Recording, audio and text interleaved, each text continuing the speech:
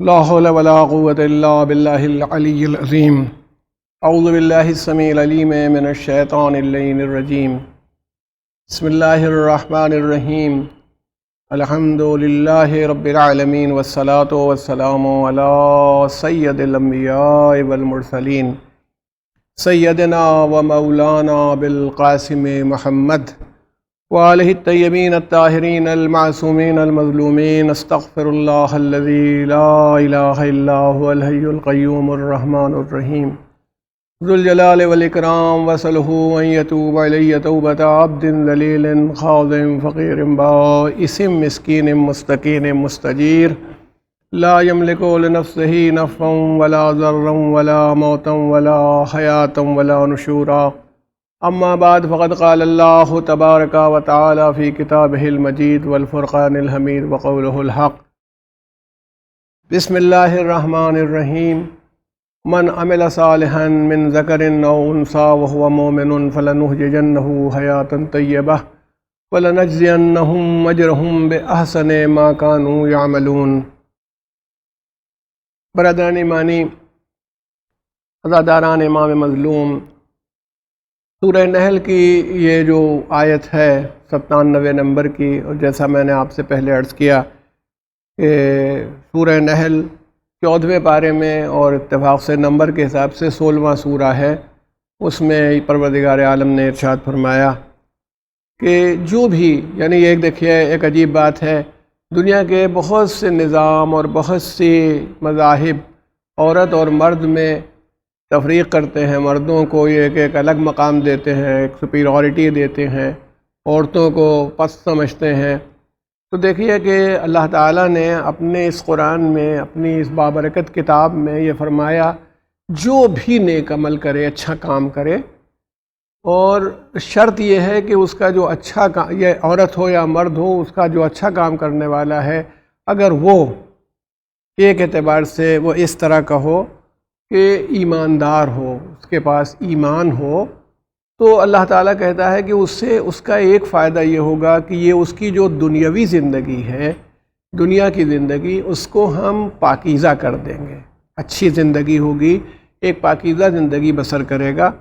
اور اس کا دوسرا فائدہ یہ ہے کہ پاکیزہ زندگی بسر کرنے کے علاوہ خالی یہی نہیں، اس کا جو اب فائدہ ہو رہا ہے کہ اس کی جزا دیں گے، اس کا بدلہ دیں گے، اس کا ثواب عطا کریں گے. اس کا اجر کیا ہوگا؟ احسن، جو سب سے بہتر و بہتر سے بہتر ہو سکتا ہے وہ اجر عطا کریں گے، اس کی بنیاد پر کہ جو وہ عمل کرتا تھا، جو اس نے عمل کیا، مرد نے عمل کیا تو مرد کو، اور عورت نے عمل کیا تو عورت کو ہم اس کا بدلہ عطا کریں گے. آپ حضرات کو معلوم ہے کہ ہمارا جو موضوع ہے وہ موضوع اسی بنیاد پر ہے کہ ہماری زندگی کیا ہے، کیسی ہونی چاہیے اس دنیا میں. دوسرے جو سسٹمز ہیں، دوسرے نظام جو ہیں، انہوں نے زندگی کو کیسا سامنے رکھا ہے. اب ہمارے ہاں آپ دیکھیے تو یہ بات آپ کو اچھی طرح سے اندازہ ہو جائے گا کہ ہماری زندگی کا ایک عجیب پہلو ہے کہ ہمارے پاس جسم ہے، ایک باڈی ہے جیسے تمام مخلوق کے پاس ہوتی ہے. ہمارے پاس دماغ ہے یا عقل ہے، وہ ایک خصوصیت اس کی یہ ہے، عقل ہے، کہ ہمیں پروردگار عالم نے یہ صلاحیت دی ہے کہ ہم اپنے پاسٹ کا استعمال کر کے، اپنے ماضی کا استعمال کر کے کوئی نتیجہ برآمد کر لیتے ہیں. اور پھر اس کا ایک فائدہ یہ ہوتا ہے کہ جب ہم نتیجہ برآمد کرتے ہیں تو ہمارا جو علم ہے اس کے اندر ترقی ہو جاتی ہے. لیکن ایک امتحان میں پروردگار عالم نے آدمی کو رکھا تو اسے ایک نفس دیا، جسے ہم اگر انگریزی میں کہیں تو ایک سیلف ہے. انسان اپنی ذات سے محبت کرتا ہے. جب وہ کہتا ہے میرا بیٹا، میری بیوی، میرا گھر، میرا مکان، اصل میں وہ میں ہوتا ہوں، میں اپنی ذات سے محبت کرتا ہوں. تو جب کسی چیز سے نسبت دے دیتا ہے، کبھی اپنے محلے کو یہ میرا محلہ ہے، یہ میرا شہر ہے، یہ میرا ملک ہے، یہ اس کے اندر یہ جذبہ ایک طریقے کا سیلف کا ہوتا ہے. اس کو پھر ہم لوگ بعد میں دیکھیں گے، اس سیلف کے جذبے کو.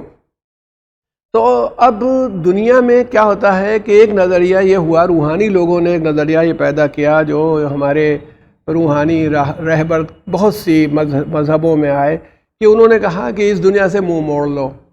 ایک طریقہ یہ ہے کہ چلو ہم لوگ چلیں اور جنگلوں میں رہیں اور پہاڑوں پر رہیں، نہ دنیا میں رہیں گے، نہ دنیا سے کوئی مطلب رہے گا، نہ خرابیاں پیدا ہوں گی۔ کہ کسی ہمارے عالم نے بڑی اچھی بات کہی ہے کہ ایک گھوڑ سواری کرنے میں ایک انداز یہ ہوتا ہے کہ گھوڑا اچھا ہے، عمدہ ہے، طاقتور ہے، وہ قوت والا ہے، تو پھر سوار کو ایسا سمجھدار ہونا چاہیے کہ لگام اس کی جو ہے گھوڑے کی، اس پر اس کو پورا قابو و کنٹرول ہو۔ اب ایک دوسرا طریقہ گھوڑے کو قابو کرنے کا یہ ہے کہ اس کو اتنا بھوکا رکھو، ایسا پیاسا رکھو، اتنا کمزور ہو جائے کہ کسی کام ہی کا نہ رہ جائے۔ تو جو دنیا کے مذہب ہیں یا دنیا کے جو نظام ہیں جنہوں نے رہبانیت، مانکری، سنیاس کا ایک تصور دیا، وہ یہ دیا کہ ساری دنیا سے کٹ کر کے، ساری دنیا چھوڑ کر کے الگ ہو جاؤ، اور سب دنیا کو چھوڑ کر کے جب تم الگ ہو جاؤ گے تو پھر تمہارا فائدہ کیا ہوگا کہ تم اس دنیا کے چکر میں نہیں پڑو گے۔ اب دیکھیں مثلا اسلام بھی یہی چاہتا ہے کہ نظر جو ہو، آنکھ جو ہو، وہ صحیح چیز دیکھے، غلط چیز ہو تو پھر آنکھ دیکھے ہی نہیں، آنکھ اس سے اپنے کو الگ کر لے۔ تو اب اگر کوئی طریقہ کوئی صاحب سوچنا چاہتے ہوں تو ایک طریقہ یہ بھی سوچا جا سکتا ہے کہ آنکھیں پھوڑ لی جائیں، تو جب آنکھیں ہوں گی نہیں تو دیکھنے کا کوئی سوال ہی نہیں پیدا ہوتا۔ زبان سے غلط بات نہ نکلے تو ایک اور طریقہ ہو سکتا ہے کہ انسان اپنی زبان کاٹ ڈالے۔ کانوں سے کوئی غلط بات نہ سنے تو کانوں میں سیسا پلا کر کے، سیسا گرم کر کے کان میں ڈال دیا جائے، کیا سنیں گے ہی نہیں۔ تو یہ کوئی انسانی کمال نہیں ہوگا یا انسانی ترقی نہیں ہوگی جس کو ہم کہیں دنیا نے یہ بات کہی ہے۔ اللہ کے رسول حضرت محمد مصطفیٰ صلی اللہ علیہ وآلہ وسلم نے فرمایا کہ اسلام میں اس طرح کا سنیاس نہیں ہے، اسلام میں اس طرح کی رہبانیت نہیں ہے کہ نہ شادی بیاہ کرو، نہ رشتے قائم کرو، نہ دوستی کرو، نہ کسی کو جب کچھ کریں گے ہی نہیں تو غلط بھی کام نہیں کریں گے۔ تو بات یہ ہے کہ کرو سب، دنیا میں رہو اور تم ایسے مومن رہو، ایسے متقی رہو، ایسے پرہیزگار رہو کہ نہ غلط بات زبان سے نکلے، نہ غلط چیز دیکھو، نہ غلط چیز سنو، بلکہ یہ سب ہو رہا ہو تو اس کو روکو اور کنٹرول کرو۔ یہ ایک جذبہ اگر آپ غور کریں تو پیدا ہوتا ہے کہ انسان اس جذبے کو پیدا کرنا چاہتا ہے۔ تو ہم اور آپ سب جانتے ہیں کہ اسلام میں ایسا سنیاس کہیں نہیں ہے۔ کسی دن آپ کی خدمت میں عرض کروں گا کہ رسول اللہ صلی اللہ علیہ وآلہ وسلم نے فیملی لائف بھی گزاری ہے، تمام ائمہ نے فیملی لائف گزاری، ان کا خاندان تھا، ان کے بچے تھے، تمام لوگ تھے، اسی ماحول میں رہتے تھے، اسی سوسائٹی میں رہتے تھے۔ کیونکہ دیکھیے بہت سے چیزیں عجیب طرح سے کنٹرول کرتے ہیں۔ انہوں نے کہا بھائی تکبر کو کیسے ختم کریں، غرور و گھمنڈ نہ ہو، تو کہا کہ جب بھیک مانگی جائے جا کے دروازوں پر تو غرور ختم ہو جائے گا، کہ مطلب کسی کے ہاں جا کے ہاتھ پھیلائیں گے تو ہمارے اندر تکبر کیسے ہوگا، عاجزی پیدا ہو جائے گی، انکسار پیدا ہو جائے گا۔ لیکن میں یہ کہتا ہوں اگر دنیا میں کچھ ہوگا ہی نہیں تو مانگیں گے کیسے؟ معلوم ہے سب کے ہاتھ پھیلے ہوئے ہیں، مانگنے کے لیے دینے والا کوئی ہے ہی نہیں، تو اس کا مطلب ہے کہ ہوگا تبھی تو ملے گا، تو اس سے کوئی فائدہ نہیں ہو سکتا۔ اسلام نے بالکل اس چیز کو پسند نہیں کیا، اس چیز کو نہیں پسند کیا کہ آدمی دنیا سے اس طرح تعلق توڑ لے۔ دیکھیں ہماری زندگی میں آپ ایک چیز کی طرف غور کیجئے گا، دنیا کی زندگی اور ہے اور دنیا میں زندگی اور ہے۔ ایک مقصد یہ ہے کہ ہم ایسی زندگی گزار رہے ہیں جو دنیا کے لیے گزار رہے ہیں، اور ایک ایسی زندگی ہے جو ہم دنیا میں گزار رہے ہیں۔ بڑی اچھی بات مولانا روم کی طرف سے کہی جاتی ہے، میں نے شاید کبھی آپ کی خدمت میں عرض بھی کیا ہو، اس پر آپ غور کر لیجئے گا کہ انہوں نے کہا کہ دنیا کی جو دولت ہے، یہاں زمین ہو، پیسہ ہو، وسائل ہوں، تمام چیزیں، اس کی مثال لیتے ہوئے کہا ہے کہ اس کی مثال پانی کی ہے۔ جیسے پانی ہوتا ہے، دریا میں پانی ہے، سمندر میں پانی ہے، یہ پانی ہے۔ اور زندگی کشتی کی طرح ہے، ایک ناؤ ہے، جو ہماری زندگی جو ہوتی ہے ناؤ ہوتی ہے، اور یہ جتنی بھی چیزیں ہمارے وسائل ہیں، یہ چیزیں، یہ سب وسائل ہمارے اسی طرح سے ہیں جیسے پانی ہوتا ہے۔ اب وہ کہتے ہیں کہ کیا کشتی یا ناؤ بغیر پانی کے چل سکتی ہے؟ نہیں چلے گی۔ اگر آپ غور کریں، اب ماشاءاللہ آپ کو سمجھانے کی کوئی ضرورت نہیں، آپ سب جانتے ہیں جتنے بھی ہمارے انسٹیٹیوشن چلتے ہیں وہ سب دولت کے سہارے چلتے ہیں. ایک آدمی زیارت امام کا بہت شوقین ہے تو کیسے چلا جائے گا؟ اسی پیسے ہی سے جائے گا. اچھا وہ کوئی دوسرا اس کو لے جائے تب بھی پیسہ تو خرچ ہو ہی رہا ہے. تو اس کا مطلب یہ ہے کہ جس طرح وہ کہتے ہیں زندگی کشتی کو پانی کی ضرورت ہوتی ہے، ویسے ہی زندگی گزارنے کے لیے دنیا کے وسائل اور دولت اور پیسے کی ضرورت ہوتی ہے. مگر ایک بات کا دھیان رہے، پانی کشتی کے باہر رہے، کشتی کے اندر نہ آ جائے. یعنی کوئی بھی اچھا ملاح یہ کبھی گوارا نہیں کرے گا کہ جس دریا میں اپنی کشتی کو کھے رہا ہے، اپنی ناؤ چلا رہا ہے، تو پانی اگر ناؤ کے اندر بھرنے لگے گا تو ناؤ کو ڈبو دے گا.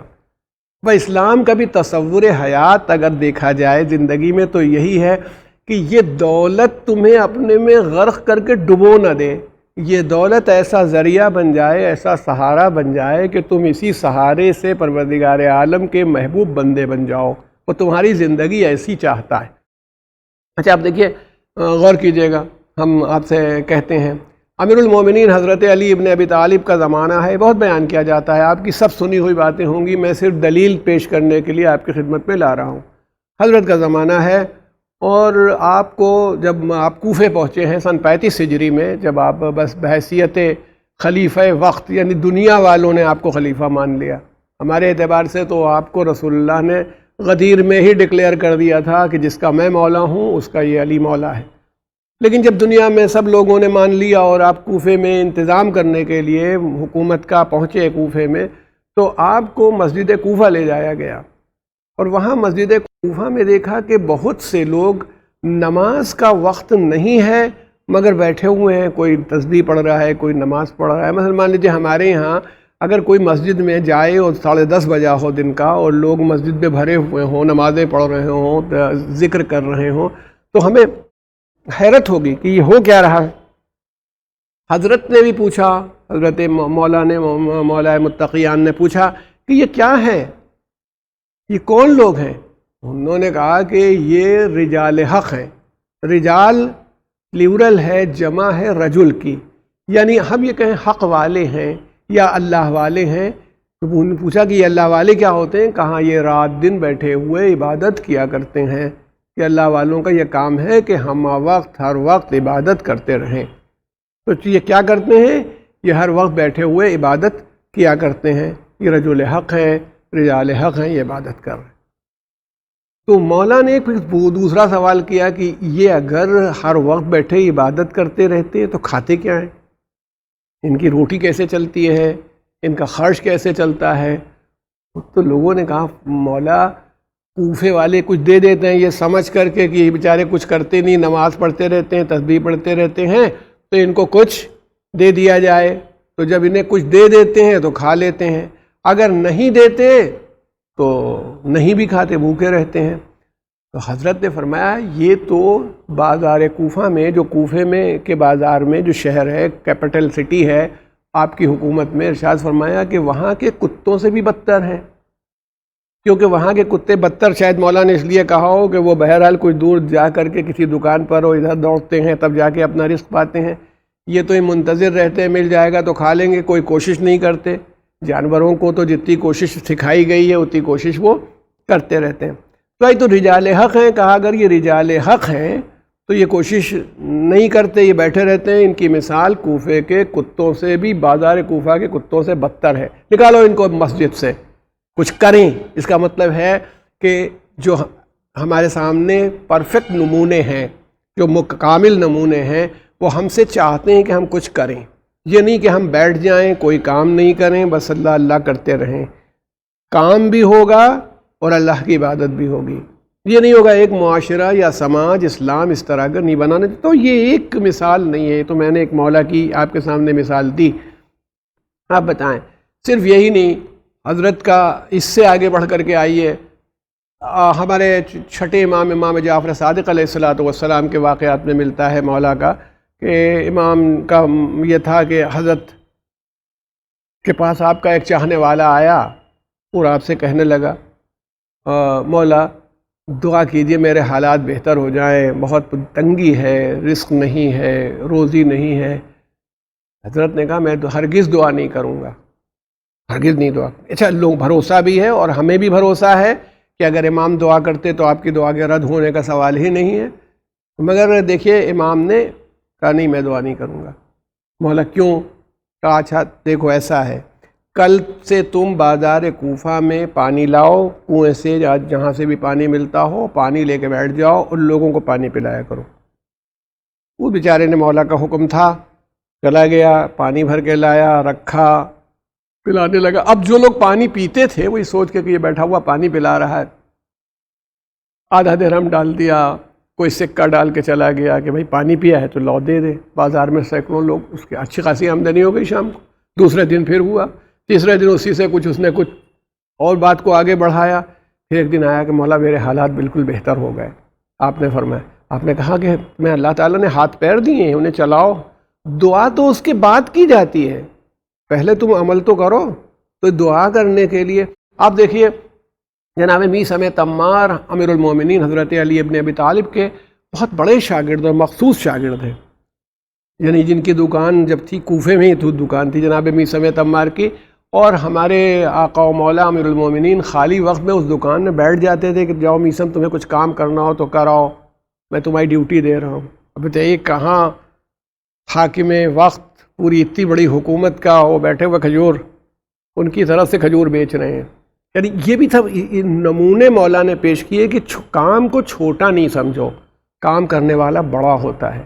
میں بھی یہی کہتا ہوں کہ قوم میں جو لوگ کام کر رہے ہوں ان کی عزت کی جائے، آپ ان کی عزت کیجئے چاہے چھوٹا ہی کام کر رہے ہوں، کیونکہ وہ کسی کے سامنے ہاتھ نہیں پھیلا رہے ہیں، وہ اپنی محنت کر رہے ہیں، کما رہے ہیں تھوڑی، کیونکہ ہر کام محترم ہوتا ہے. اس لیے غور فرمائیے حضرت بیٹھ جاتے تھے، یہ بھی کر سکتے تھے دعا کر دیتے، یہ بھی کر سکتے تھے کہ کوئی ان کو گر سکھا دیتے. میں اکثر کہتا ہوں کہ مولا کو تو یہ بھی طاقت تھی اور یہ علم تھا کہ کہتے کہ بھئی ایک پتھر کا ٹکڑا اٹھانا یا ڈھیلا اٹھانا اور یہ کرنا اس سونے کا ہو جائے گا، اس کے بعد پھر تم اپنا مزہ کرو. مگر یہ تو کیا کہ ان کی مدد کی کہ ان کے دکان پر بیٹھتے ہیں، یہ نہیں کہ کس طرح سے سونا بنا لو، اس طرح سے یہ کر لو، یا دعا پڑھ لو آسمان سے رزق اتر آئے، نہیں فرمایا. اس کا مطلب ہے کہ اہل بیت علیہم الصلاۃ والسلام یہ چاہتے ہیں کہ جب ہم اس دنیا میں آئے ہیں، جب ہم کام کر رہے ہیں تو ہمارا کام ایسا ہونا چاہیے کہ ہم اس دنیا میں سماج کے لیے، معاشرے کے لیے، خاندان کے لیے، اپنے لیے، غریبوں کے لیے، محتاجوں کے لیے کارآمد شے بن سکیں. یہ نہیں کہ جو ہماری طاقت ہے اس کا استعمال نہ ہو. آپ اس کو ہمیشہ غور کیجیے گا. چنانچہ میں نے کہا نا کہ کسی ایک امام کے ساتھ یہ بات وابستہ نہیں ہے. امام محمد باقر علیہ الصلاۃ والسلام آپ کی شان یہ تھی، گرمی کا زمانہ ہے اچھا خاصا، اب عرب کی گرمی، دوپہر کا وقت تھا، آپ پسینے سے تر، اپنے جو آپ کی زراعت تھی، کھیتی تھی، وہاں کھیتی میرے خیال میں کھجور کے پیڑ لگائے جاتے ہوں گے، تیار کیے جاتے ہوں گے، یا جو بھی اس میں اس کے لیے تشریف لے جا رہے تھے دیکھنے کے لیے دوپہر کو. تو ایک شخص تھا، کچھ صوفی منش قسم کا آدمی تھا، اس کو یہ لگا کہ میں اچھا بہت سے لوگ یہ ہوتا ہے ان کو موقع مل جاتا ہے تو اعتراض کرتے ہیں، اور بڑی شخصیتوں پر اعتراض کرنے میں اور بھی مزہ آتا ہے کہ ان کو ہم کہہ دیں. اس نے روک لیا کہ فرزند رسول یا ابن رسول اللہ، اچھا نہیں آپ کہاں جا رہے ہیں؟ ارشاد فرمایا کہ اپنی کھیتی کی طرف جا رہا ہوں، جو زراعت ہے میری ایگریکلچرل لینڈ اس کی طرف جا رہا ہوں. کہا اچھا نہیں لگتا، آپ کو چاہیے تھا بیٹھ کے اللہ کا ذکر کرتے، عبادت کرتے، یہ آپ کس کام میں لگے ہوئے ہیں؟ آپ نے فرمایا یہ عبادت ہی ہے جو کر رہا ہوں، اور یہ اس لیے کر رہا ہوں تاکہ اللہ اس کے ذریعے سے مجھے ایسا رزق دے دے، اتنا رزق عطا فرما دے کہ میں تجھ جیسوں کے آگے ہاتھ پھیلانے سے بے نیاز ہو جاؤں. نہیں ہوگا تو میرا ہاتھ تیرے سامنے پھیلے گا کہ بھئی کیا کروں، بھوکا ہوں دے دے، کپڑا نہیں ہے مجھے دے دے، لباس عطا کر دے. تو میں بے نیاز ہونا چاہتا ہوں اللہ کے علاوہ سب سے، اس کے لیے یہ میں کوشش کر رہا ہوں. آپ دیکھیے اگر جب آپ توجہ کرتے تو آپ دیکھتے ہیں کہ جتنے بھی ائمہ ہیں، اور ان کے امام جعفر صادق علیہ الصلوۃ والسلام کے تو جو چونکہ آپ کے تو کئی ہزار شاگرد تھے، ان کے آگے لکھا ہوا ہے، کسی کے آگے لکھا ہے بقال، کسی مطلب یعنی یوں کہیں کہ اب آپ اگر اردو کے اعتبار سے ترجمہ کر دیں کہ نام اس کا لکھا ہوا ہے اور بنیا لکھا ہوا ہے. اب جیسے حضرت میثم، ان کے ساتھ کیا ہے، آپ بار بار بولتے رہتے ہیں اس ہمیں تمار، تمار کہتے ہیں اس تاجر کو، اس آدمی کو جو کھجور بیچتا ہے، تمر کہتے ہیں کھجور کو، اور تمار کھجور بیچنے والا، یعنی مطلب یہ کہ عیب نہیں تھا. جیسے ہمارے یہاں بہت سے لوگ ہوتے ہیں بالٹی والا اور فلاں والا اور فلاں والا، یہ کوئی عیب نہیں ہے، یہ کسی کے آگے ہاتھ نہیں پھیلاتا، یہ اپنی محنت سے کماتا ہے اور اپنے علاوہ بھی دوسرے لوگوں کے لیے مددگار ثابت ہو جاتا ہے. بنسبت اس کے باپ دادا جائیداد چھوڑ گئے تھے، اب بیچ بیچ کے کھائی جا رہی ہے، اس کے مقابلے میں یہ آدمی جو اپنی قوت بازو سے کچھ پیدا کر رہا ہے اور کچھ لا رہا ہے، یہ بڑا کام ہے. تو اس کا مطلب ہے اہل بیت علیہم الصلاۃ والسلام نے اس نظریے کو قبول نہیں کیا کہ ایک ایسا سنیاس ہو، ایک ایسی روحانیت ہو، ایک ایسا بھک منگا پن ہو کہ آدمی دوسروں کے سامنے ہاتھ پھیلائے ہوئے ہو اور خود کچھ نہ کر رہا ہو. اس لیے توجہ کیجئے، من عمل صالحا من ذکر او انثی وہو مؤمن. ابھی میں نے امام محمد باقر علیہ السلام کا ذکر کیا آپ کے سامنے. امام محمد باقر علیہ السلام فرماتے ہیں کہ عبادت کے 70 درجے ہیں. اب 70 جب کہا جاتا ہے یعنی بہت سے درجے ہیں، 70 درجے ہیں. اس میں جو سب سے اونچا درجہ ہے، سب سے بڑا درجہ ہے، وہ حلال روزی کمانا ہے. وہ روزی یعنی ذریعہ بھی حلال ہو، روزی بھی حلال ہو. نہ یہ کہ ذریعہ غلط ہے، دیکھیں یہ نہیں کہ ہر قسم کی روزی اسلام میں جائز ہو جائے گی، یہ نہیں ہے کہ شراب کی دکان ہے، کھولے ہوئے شراب بیچ رہے ہیں اور کہہ رہے ہیں بسم اللہ ھذا من فضل ربی، بھئی شراب بیچ رہے ہیں، دوسروں کو برباد کر رہے ہیں، یہ نہیں ہو سکتا. آپ وہ کام کریں گے جس سے کسی کو نقصان نہیں پہنچے گا، آپ وہ کام کریں گے جو فائدہ پہنچائے یا لوگوں کی ضرورتوں کو پورا کرے. ذریعہ بھی آپ کا ٹھیک ہونا چاہیے فائدے کے اعتبار سے بھی، اور یہ تمام چیزیں آپ کی فائدہ مند ہونی چاہیے. یہ اسلام چاہ رہا ہے، یعنی نہ وہ رجال حق چاہتا ہے، نہ اس طرح، یہاں تک کہ یہ تو خیر میں نے ائمہ کی بات کی، رسول اللہ صلی اللہ علیہ وآلہ وسلم نے ایسے ایک کاریگر تھا. اب اس زمانے میں کاریگر کیا ہے بھائی؟ کاریگر کا مطلب ہوگا کچھ لوہار رہا ہوگا، بڑھئی رہا ہوگا، ہتھوڑا چلا، جو آدمی پکڑے گا تو اس کا ہاتھ سخت ہو جائے گا، زخمی بھی ہوگا، یہ بھی ہوگا. اللہ کے رسول نے عظمت عمل یا ورکنگ کلچر کو دکھانے کے لیے، ورک کلچر کے کیا ہے، اس آدمی کا ہاتھ اٹھایا اور سب تمام صحابہ کرام کو دکھاتے ہوئے کہا یہ وہ ہاتھ ہے جس کو جہنم کی آگ نہیں جلائے گی. یعنی وہ اپنا روزی، اپنی رزق حلال کو کما رہا ہے، تو ارشاد فرمایا اس آگ، یہ جہنم کی آگ اس ہاتھ کو نہیں جلائے گی، پروردگار عالم اس کو معاف کر دے گا. تو پانچویں امام نے یہ کہا تھا کہ جو سب سے بڑی عبادت ہے، افضل عبادت ہے، جو سب سے بڑی عبادت ہے 70 درجوں میں، وہ حلال روزی کمانا ہے.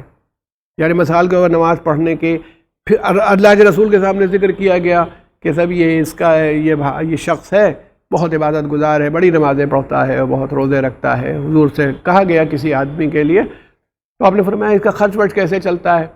کہا اس کا ایک بھائی ہے، وہ محنت مزدوری کرتا ہے، وہ اس کا خرچ اٹھاتا ہے اور یہ نماز پڑھتا ہے. حضور نے فرمایا کہ اس کا بھائی اس سے بہتر ہے. یعنی اس عبادت گزار کی عبادت کی بنیاد اس کا عمل ہے، اس کا کام ہے کہ وہ کام کر رہا ہے جس کی بنیاد پر یہ بیٹھے ہوئے عبادت کر رہے ہیں. کوئی شخص گزرا ہے، پیغمبر کے سامنے سے کوئی آدمی جا رہا تھا، جوان آدمی اپنا صبح کام کے لیے نکلا ہوگا.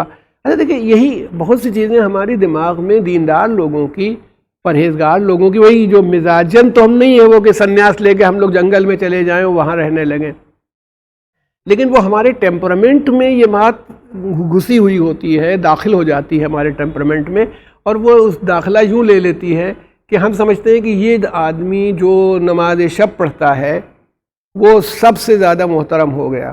دیکھیں ایک بات غور کیجیے، نماز شب پڑھنے والا محترم ہے، لیکن وہ آدمی جو اتنا تھک کے سو گیا ہے، دن بھر اس نے کام کیا ہے، اب اٹھنے کے قابل نہیں رہ گیا نماز شب پڑھنے کے، اگر پڑھے تو واہ وہ بھی اور بھی نہیں رہ گیا.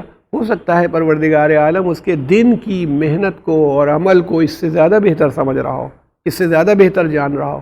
تو اس لیے جو ہمارے اندر داخلہ ہو جاتا ہے، تو وہ ہم جب کسی عبادت گزار بندے کو دیکھ لیتے ہیں، کسی کام کرنے، جو بھئی ہم تو ظاہر ہی دیکھتے ہیں کہ یہ آدمی، یہ سب، یہ ایسے مومن ہیں جو ہر مجلس سے موجود رہتے ہیں، اور ان کو ہم دیکھتے ہیں کہ ہر جمعرات کے دن فلاں جگہ جاتے ہیں اور اتنی دیر بیٹھ کے یہ پڑھتے ہیں. ٹھیک ہے یہ بھی ایک اچھی بات ہے، ہم سمجھ رہے ہیں، لیکن مطلب یہ ہے کہ ہم اس کی تعریف کرتے ہیں۔ اب ایک آدمی کو دیکھا کہ وہ وقت کے اوپر اپنی جاتا ہے، دکان کھولتا ہے، وقت پر جاتا ہے، کام کرتا ہے، تھک جاتا ہے، آتا ہے، اس کو ہم سمجھتے ہیں کہ اس نے کوئی ایسی خاص بات نہیں کی۔ اسلام یہ نہیں کہہ رہا، اسلام یہ کہہ رہا ہے کہ اگر یہ نیت کو پاکیزہ رکھے، یہ مومن ہو چاہے مرد ہو یا عورت، یہ ایماندار ہو اور اچھا عمل کر رہا ہے، تو پھر ہم اس کو ایک پاکیزہ زندگی بسر کروائیں گے۔ اور زندگی بغیر مال کے بسر نہیں ہوتی، جب اس کے پاس پاکیزہ مال ہوگا، اچھا مال ہوگا، نیک کمائی ہوگی، تبھی پاکیزہ زندگی بسر ہوگی۔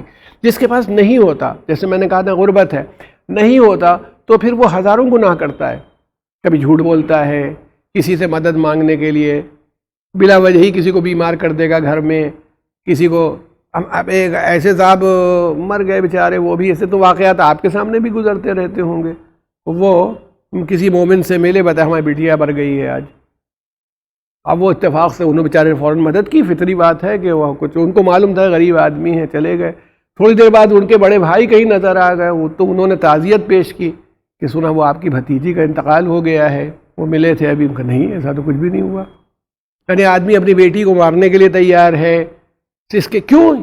یہ وہی بات ہے کہ ورکنگ نہ کرنے کی وجہ سے، محنت نہ کرنے کی وجہ سے انسان کا، اسلام یہ نہیں چاہتا، اسلام یہ چاہتا ہے کہ دنیا تمہارے پاس ہو، ذہن میں رہے، دنیا تمہارے پاس ہو، دنیا کی محبت تمہارے پاس نہ ہو، جتنی تمہاری ضرورت ہو تم حاصل کرو، اپنی بلکہ ضرورت سے زیادہ بناؤ، جتنی تمہاری ضرورت نہیں اپنی اس کو حاصل کرو، اور حاصل کرنے کے بعد وہی مال تم دوسروں پر خرچ کرو، اس سے تم اجر کے لیے آگے بات کو بڑھا دو، ثواب کے لیے۔ امیر المومنین کی ذات کے لیے ہمیں بارہا ملتا ہے۔ آپ بتائیے، میں نے شاید کسی مجلس میں ذکر کیا، میں کرتا رہتا ہوں اکثر، کہ جس زمانے میں کنویں سے پانی کھینچنے کا یہ طریقہ نہ رہو جیسے آج طریقہ ہے، آدمی کو اپنی محنت سے یوں پانی کھینچنا پڑتا ہو، کتنا مشکل کام تھا پانی کھینچنا۔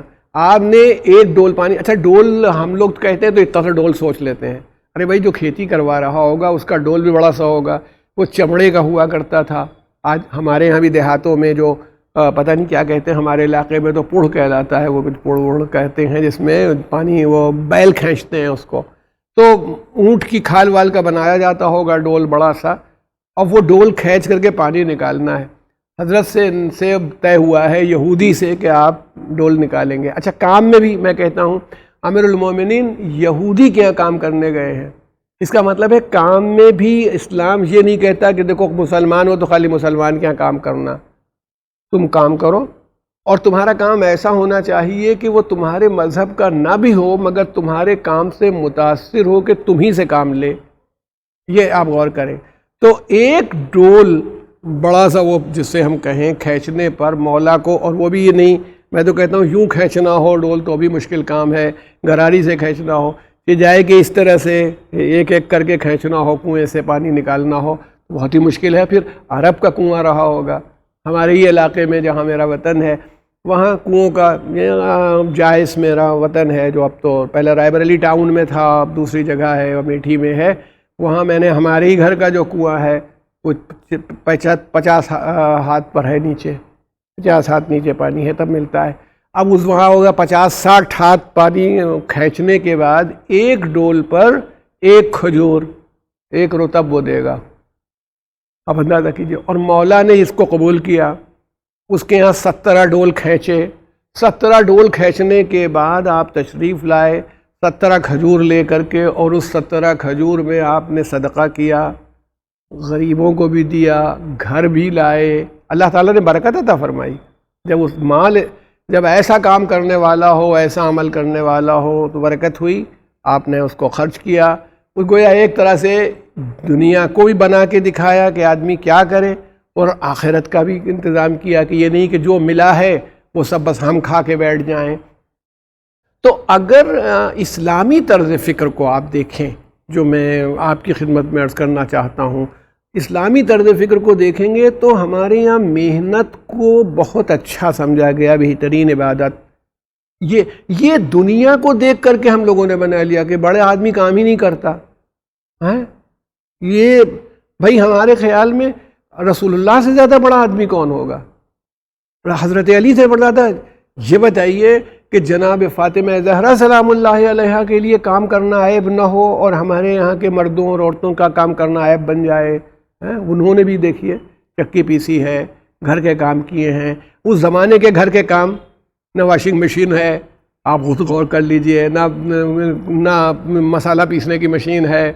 اس زمانے میں تو پھونکنی وکنی بھی نہیں بنی تھی کہ آدمی پھونک لے. اس طرح سے کس صورت سے کھانا پکتا ہوگا، تیار ہوتا ہوگا، کیسے روٹی تیار ہوتی ہوگی. اگر ان تمام چیزوں کو ہم دیکھتے ہیں تو ہم سمجھتے ہیں کہ اہل بیت علیہم السلام نے یہ بتایا کہ یہ دنیا جو ہے ارن کی جائے گی، اس دنیا کو حاصل کیا جائے گا، مگر اس دنیا کو حاصل کرنے کے بعد اس دنیا میں ڈوبا نہیں جائے گا. یہ دنیا یا ہماری زندگی جو ہے اس دنیا کو حاصل کر کے اسی سے آخرت حاصل کرے گی. یعنی دیکھیں میں نے کہا نا کہ نفس ہے، نفس کیا کہتا ہے؟ زیادہ پیسے مل گئے، دیکھیے خرابیاں پیدا ہوتی ہیں. جب ہمارے ہاں معاشرہ بنتا ہے، مال زیادہ آیا، پتہ نہیں کہاں سے آیا، زیادہ آ گیا، بری عادتیں بھی آ گئیں. اب وہ ہے نہ صحیح وقت پر سو کے اٹھتے ہیں. اب دیکھیں ماشاءاللہ میں تمام اپنے نوجوانوں سے اور بچوں سے میں کہوں گا، مانیں گے نہیں لیکن پھر بھی کہہ دیتا ہوں سب سے، رات بھر جاگتے ہیں، 2 بج جاتا ہے، واٹس ایپ کے اوپر ہیں. بتائیے کیا کر رہے ہیں؟ فیس بک کے اوپر ہیں، یہ کیا کر رہے ہیں؟ کون سا انقلاب یہ دنیا میں لائے دے رہے ہیں؟ کیا ہو جائے گا؟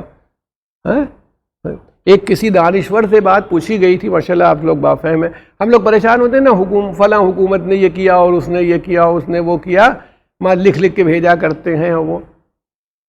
وہ بہت پریشان آئے اپنے مرشد کے پاس، وہ کہنے لگے کہ مرشد کیا بتائیں، ملک کے حالات بہت خراب ہیں. تو انہوں نے پوچھا تم نے خراب کیے ہیں؟ کہ نہیں میں نے تو نہیں خراب کیے ہیں. پوچھا تم ٹھیک کر سکتے ہو؟ کہا نہیں. کہا اچھا بھی بیٹھو بھی چائے پیو، ختم کرو. نہ تم نے ملک کے حالات خراب کیے، نہ تم ٹھیک کر سکتے ہو. نہ فیس بک سے تم کوئی انقلاب لا سکتے ہو، نہ واٹس ایپ سے کوئی انقلاب لا سکتے ہو. جن خبروں کو سن رہے ہو اس سے تمہاری امیونٹی ختم ہوگی، جن خبروں کو دیکھ رہے ہو اس سے تم ہی متاثر ہو رہے ہو. تم سے یہ میں جوانوں سے اپنے ہم کلام ہوں، میں کہہ رہا ہوں تم سے اتنی بڑی باتیں نہیں پوچھی جا رہی ہیں. تم پورا ملک نہ کنٹرول کرو، تم سے پوچھا جا رہا ہے خالی اپنے گھر کو دیکھ لو. تمہارا باپ جو پریشانی جنتی اٹھا رہا ہے اس میں تم کچھ مددگار ہو سکتے ہو، اس کی مدد کرو. تمہاری ماں جو کھڑی ہوئی ہے مثلا وہ گھر کے برتن دھو رہی ہے، تم مرد ہو، کوئی عیب نہیں ہے. تم اپنی ماں کو ہٹا کے برتن دھو دو، یہی عبادت ہے. تم اپنی ماں کی مدد کر دو، یہ تمہاری عبادت ہے. تم چھوٹا سا کام بھی بڑا کام ہو جائے گا اگر تمہیں واقعی جذبہ محبت موجود ہو، جذبہ اطاعت موجود ہو کہ اللہ یہ چاہتا ہے کہ ایسے کام ہو. یہ اتنے بڑے کاموں کو جس میں تو اب جو آدمی 1:30-2 بجے تک سو گیا، اس کی ماں اسے جگا رہی 9 بجے، بیٹا اٹھو چائے پی لو، اٹھو ناشتہ کر لو، اٹھو یہ کرو. اب یہ اٹھا اسے کیا امید کریں کہ کون سا انقلاب برپا کر دے گا؟ یہ نہیں لا سکتا. نہیں، آپ دنیا میں بالکل، میں نے بھی وہی جو مثال لی تھی پھر آپ کے سامنے لا رہا ہوں. میں کہہ رہا ہوں ارے دیکھ لیجئے پانی ناؤ کے اندر تو نہیں آ رہا ہے. آپ جو کر رہے ہیں، آپ کے پاس ایک اچھا موبائل تھا تو کچھ سیکھتے، کوئی لرننگ کرتے، کوئی ٹریڈ اس سے پکڑتے، زبان سیکھتے، لینگویج سیکھتے، کسی کو اچھی بات بتاتے. جو چیز ملی وہ معلوم ہوا لطیفے جا رہے ہیں، جوکس جا رہے ہیں، کارٹونز بھیجے جا رہے ہیں. یا آپ ایک ایک لمحے کا پروردگار عالم کے یہاں بندے کو حساب دینا ہوگا. سب سے خطرناک حساب جو ہے وہ وقت کا ہے، کہاں گزارا، جوانی کہاں خرچ کی. جو سب سے بڑا حساب ہے وہ یہی ہے. اچھا سب سے زیادہ میں پھر اپنے نوجوانوں ہی سے مخاطب ہوں، بہت بالکل منزل میری قریب ہی ہے مجلس کے اعتبار سے. میں جوانوں سے کہہ رہا ہوں اپنے، یہ بتائیے آپ کہ آپ مجھے دیکھیے، میرے لیے سب سے زیادہ قیمتی چیز وقت ہے. کیوں وقت ہے سب سے زیادہ قیمتی چیز؟ میں کتنی قیمت دے دوں، مجھے 2-4 سال اور دے دیجئے، میں پلٹ جاؤں. اگر میں وہ زمانہ لانا چاہوں جو میری جوانی کا تھا، ارے بھائی ہمیشہ سے میری داڑھی ایسی ہی نہیں تھی، میرے پاس وہ تصویریں رکھی ہوئی ہیں. جب میں پڑھتا تھا تو کیا تصویر تھی، جب میں نے جاب شروع کی تو میری کیا پوزیشن تھی. میں وقت لا سکتا ہوں واپس؟ نہیں لا سکتا. آپ بھی نہیں لا سکیں گے. آپ اپنے کل کو آج واپس لانا چاہیں نہیں. جتنا وقت اس وقت گزر چکا ہے یہ نہیں آئے گا. دولت واپس آ سکتی ہے، ایک آدمی غریب ہو کر کے پھر امیر ہو سکتا ہے، ایک آدمی بالکل لٹ جائے پھر حاصل کر سکتا ہے، لیکن کوئی بھی آدمی یہ چاہے کہ وقت کو واپس لے آئے، یہ اس کے اختیار۔ آپ کے پاس سب سے زیادہ قیمتی چیز وقت ہے۔ اسلام کیا چاہ رہا ہے؟ اپنے وقت کا صحیح یوٹیلائزیشن کرو، اپنے وقت کو صحیح جگہ پر خرچ کرو۔ یہ اسلام کا وہ پیغام ہے جو ہم سب کو مل رہا ہے، ہم وہی نہیں سمجھ پاتے۔ اہل بیت علیہم السلام یہی بتا رہے ہیں، ان کے لیے ایک ایک لمحہ، کوئی لمحہ ایسا نہیں ہے کہ جو وہ کہیں سے ضائع ہو جانے دیں۔ کوئی بھی امام ہو، اس کا ایک ایک لمحہ یا اللہ کی عبادت میں خرچ ہو رہا ہے، یا اللہ کے بندوں کی مدد میں خرچ ہو رہا ہے، ایک دوسرے کی ہیلپ کے لیے خرچ ہو رہا ہے، مومن کو سہارا دے اس بات پر خرچ ہو رہا ہے۔ یہ میں وہ بات نہیں کر رہا ہوں، یہ تو واقعات ہیں جو آپ کو مل جائیں گے۔ کیوں؟ جتنا دیکھیں، شیطان کا سب سے بڑا حربہ کام یہ ہے کہ آپ کا وقت ضائع کر دے، جو آپ کی سب سے قیمتی چیز ہے وہ آپ کو غلط جگہوں پر لگا دے، ضائع کر دے۔ یہاں تک کہ تفریح کے سلسلے میں بھی اسلام نے دیکھیے انڈور گیمز کو اسی لیے نہیں پسند کیا کہ اس میں وقت زیادہ ضائع ہوتا ہے، نتیجہ کچھ نہیں۔ اگر گیمز بھی ہیں تو اس زمانے میں تیر اندازی ہوتی تھی اور تلوار بازی ہوتی رہی ہو، لوگ لڑ رہے ہوں، تاکہ جسمانی طاقت رہے، قوت رہے تمہارے پاس، مضبوط رہو، کل کو کام آئے۔ یہ بتائیے، ہم اپنے بچوں ہی سے پوچھ رہے ہیں، نوجوانوں سے پوچھ رہے ہیں، انشاءاللہ سب لوگ امام زمانہ کا انتظار کر رہے ہیں، آپ تشریف لائیں اور ایک آفاقی حکومت پیدا ہو جائے جو عدل سے بھری ہوئی ہو، انصاف سے بھری ہوئی ہو۔ یہ ہم سب چاہ رہے ہیں۔ کوئی تیاری ہے؟ کسی آدمی کے پاس بتاوے کہ وہ امام کی تیاری کیا کر رہا ہے، اس کے پاس کیا کیفیت ہے۔ وہ معلوم ہوا یہاں تو گھر، اب میں آپ سے سچ بتاؤں، آج بھی بات ہو رہی تھی، میں کر رہا تھا تو کہہ رہا تھا کہ ایک زمانہ یہ تھا، ہم لوگ کھانا کھانے بیٹھتے تھے، ایک دوسرے سے باتیں کرتے تھے، چائے کے موقع پر آتے تھے، باتیں ہوتی تھیں، دوستوں میں مذاق گفتگو جیسے ہوتی ہے جو ایمان کے دائرے میں ہو۔ آج تو سب لوگ اپنا وہی لیے بیٹھے رہتے ہیں۔ ایک زمانہ تھا، آپ لوگوں نے پتہ نہیں وہ بندر کا کھیل دیکھا کہ نہیں دیکھا ہے، وہ بندر نچانے والا آیا کرتا تھا، تو اس کو بندر کو ایک آئینہ دے دیتا تھا چھوٹا سا کہ تم جاؤ گے سسرال جاؤ گے تو کیسے جاؤ گے، تیاری کرو گے۔ سب لوگ، ہم لوگ کھڑے ہوئے دیکھا کرتے تھے، ہنستے رہتے تھے، وہ بندر کا آئینہ۔ آج تو سب لوگ بندر کا آئینہ لیے ہوئے بیٹھے ہیں، یعنی مطلب وہ ایک بندر کو آئینہ دیا جاتا تو سب ہنستے تھے، سب خود ہی بندر بن گئے۔ یعنی ماں بیٹھی ہوئی ہے، باپ بیٹھے ہوئے ہیں، وہ چائے پی بھی رہے ہیں تو وہ دیکھ رہے ہیں، وہ خالی ہے۔ اس کا مطلب یہ ہے نا کہ یہ زندگی جو ہے صرف مال و دولت نہیں، آپ کے ایک ایک لمحے کا حساب ہے۔ وہ کہہ رہا ہے نا، قرآن کہہ رہا ہے کہ جو ہوا کہ کوسے عملہ صالحاً، یہ صالح عمل تو نہیں ہے، یہ نیک عمل تو نہیں ہے، ویسٹیج آف ٹائم۔ تو اس کا مطلب ہے دنیا کمانے کے لیے ہم لوگوں کے پاس یہ ذریعہ ہونا چاہیے۔ غور کیجئے گا کہ ہم لوگ اگر تلاش کرنا چاہتے ہیں تو دنیا کو ارن کرنا ہے، نفس کی خرابی سے دور رہنا ہے۔ اگر ہماری اپنی زندگی کو، ہمیں روحانیت نہیں چاہیے، اسلام روحانیت کا قائل، اسی گھر میں رہنا ہے، اسی محلے میں رہنا ہے، اسی خاندان میں رہنا ہے، اسی سوسائٹی میں رہنا ہے۔ دیکھیں تم کیا کرتے ہو، کیا ہوتا ہے۔ اس کا باپ بیمار ہے، اس کے بچے کو ہاسپٹل میں دکھانا ہے، تم لے جاؤ، دکھا سکتے ہو، جاؤ دکھاؤ۔ ابان ابن تغلب ہمارے چھٹے امام کا صحابی ہے، بہت مشہور شخصیت، وہ بھی حضرت ابان ابن تغلب ان کا نام ہے۔ امام جعفر صادق علیہ السلام کو پتہ چلا کہ ابان بیٹھے ہوئے تھے، بیٹھے نہیں تھے، خانہ کعبہ کا طواف کر رہے تھے۔ جیسے ہوتا ہے، مستحب طواف تھا آپ کا، عمرہ کرنے گئے ہوں گے، طواف کر رہے تھے۔ اتنی دیر میں کوئی آیا، اس نے جلدی سے ان سے کہا کان میں کہ یہ میرا کام ہے ابان۔ ابان کہنے لگے اتنی دیر رک جاؤ، میں نماز، ارے وہ طواف مکمل کر لوں اور پھر بس میں چلتا ہوں، میں طواف مکمل کر کے۔ جب ابان نے یہ کہا، اس کے بعد طواف پورا کیا، اس کے کام کرنے چلے گئے۔ امام نے کیا فرمایا، ابان تم اسی وقت کیوں نہیں چلے گئے، طواف کو توڑ دیتے، کیونکہ تمہارا واجب طواف نہیں تھا، مستحب تھا، اسی وقت چلے جاتے اور اس کی ضرورت پوری کر دیتے۔ کہا مولا میں نے ضرورت پوری کر دی تھی۔ کہا اگر اس وقت تم چلے جاتے اس مومن کی مدد کرنے کے لیے تو تمہارے 70 طوافوں سے بہتر ہوتا۔ یعنی اس کا مطلب ہے اللہ کے ایک بندے کی مدد کرنا اللہ کے نزدیک اس کے طواف سے 70 گنا زیادہ ضروری چیز ہے۔ یہ آپ دیکھیں تو اس کا مطلب ہے کہ یہ پورا معاشرہ، یہ ہمارا پورا سماج ہم سے سوال کیا کر رہا ہے کہ ہم اپنے نفس کو پاکیزہ بنائیں، اس کو بلندی پر لائیں، دنیا کی جو خرابیاں اور کمزوریاں ہیں ان کو دور کریں۔ یہ ہر امام کرتا ہے۔ اگر آپ غور کیجئے گا تو کوئی ایسا امام نہیں ہے جو نہیں سمجھ پاتے، جو خالی عبادت ہی کو عبادت سمجھ رہے ہوتے ہیں، جو اپنی زندگی کو سمجھ رہے ہوتے ہیں۔ دیکھیے امام حسین علیہ الصلوۃ والسلام، بس چند منٹ آپ کو زحمت دینا چاہتا ہوں، حضرت امام حسین علیہ الصلوۃ والسلام کا حال دیکھیے کہ میرے مولا راستے میں، کربلا کے راستے میں ایک بہت مشہور شخصیت ہے جس کا تذکرہ عام طور پر نہیں ہوتا، عبید اللہ ابن حر جعفی ایک شخص تھا، عبید اللہ ابن حر جعفی۔ یہ حضرت علی سے لڑا تھا کئی جنگوں میں، بہادر آدمی تھا، شجاع آدمی تھا۔ مولا نے اس کی بھی اصلاح کی کوشش کی، یہ نہیں کہ دشمن ہے، یہ نہیں، اس کی اصلاح کی کوشش کی۔ پہلے اس کو بلوایا کہ اس سے عبید اللہ ابن، سمجھتا تھا کہ بھئی مولا جا رہے ہیں، اور سمجھتا تھا، اور عبید اللہ ابن حر جعفی تو اس کو جیسے ہی بلایا اس نے انکار کیا، نہیں گیا۔ حضرت خود گئے، عبید اللہ ابن حر جعفی سے کہا کیا تم یہ نہیں چاہو گے کہ اپنی پرانی زندگی کے ان دنوں کو جو تم نے برباد کیے ہیں ان کی اصلاح کر لو اور توبہ کر لو اور جنت کو حاصل کر لو؟ کہ فرزند رسول کیسے؟ کہا میری نصرت کرو، اور میری نصرت میں قتل ہو جاؤ گے تو تمہارے ماضی کے جتنے گناہ ہیں اللہ معاف کر دے گا سب، کیونکہ تم شہید ہو گئے۔ اس نے کہا وہ کہ مولا میں نہیں کروں گا، کیونکہ مجھے معلوم ہے کہ آپ بچیں گے نہیں، میں نہیں کروں گا۔ ویسے میرا گھوڑا لے لیجئے، یہ گھوڑا ایسا ہے کہ کوئی مجھے پکڑ نہیں پایا اگر اس گھوڑے پر بیٹھ کے میں چلا، اور جس کو میں نے چاہا پکڑ لیا، میں اپنا گھوڑا آپ کو دیتا ہوں۔ حضرت نے فرمایا میں گنہگاروں کا مال نہیں لیتا، میں ان لوگوں کا مال ہرگز نہیں لیتا جو گنہگار ہوتے ہیں۔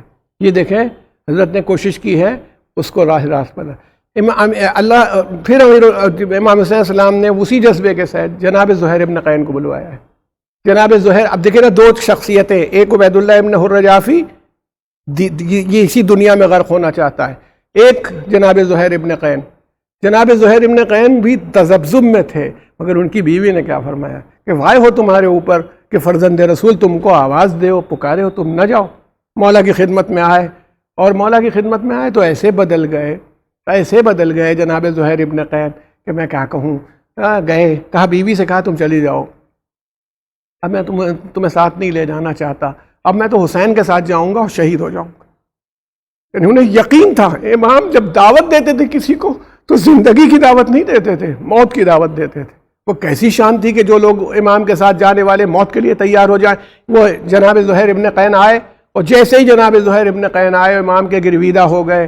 روز عاشورہ امام نے ان کو اپنے سامنے کھڑا کیا ہے، زہیر اور سعید تم کھڑے ہو جاؤ نماز ظہر کے موقع کے اوپر، تمہارا امام نماز تمام کر لے۔